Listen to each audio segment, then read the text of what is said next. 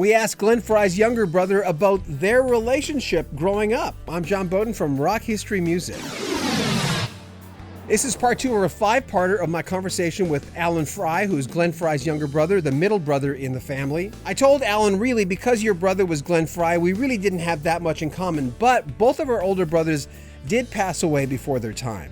And like Glenn Frey and Alan Frey, who sometimes got at each other physically and mentally, like I did with my older brother, there was always ups and downs in the relationship. But Alan Frey says there was a real bond between him and his brother. Yeah, we were pretty close. Let's see, during the early years of the album, the Eagles, the first 3.5 albums anyway, leading up to one of these nights, we stayed in pretty good close touch.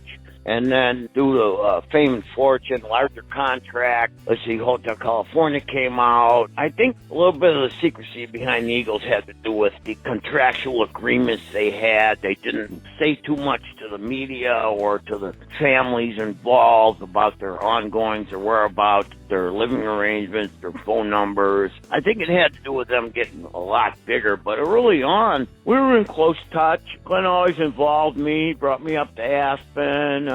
He brought me to Schaefer Stadium where the New England Patriots play in Foxborough. We traveled all around back when you could stand on the side of the stage before insurance matters got involved. Went to a lot of that stuff early on, their first couple of albums when they were still being a backup band with anybody from Jethro Tull to the Yes to Procol Harum. Got to do a lot of that stuff, and then they got a little bit bigger and everything got a little bit tighter where they weren't flying people in to see their shows and things like that because there was just too much going on. It got pretty large pretty quick.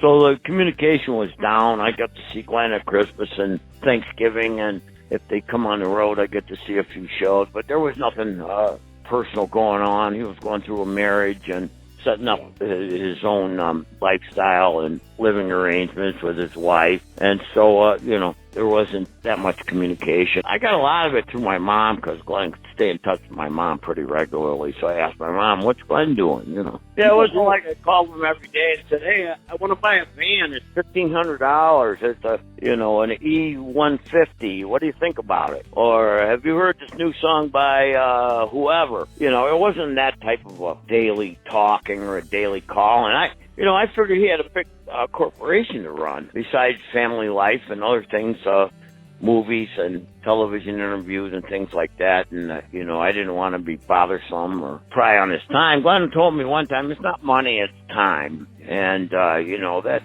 I think that holds true. Glenn Frey died on January 18th, 2016. He was only 67 years old.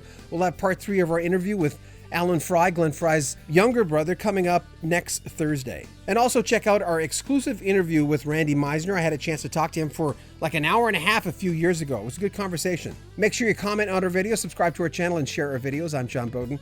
This is Rock History Music.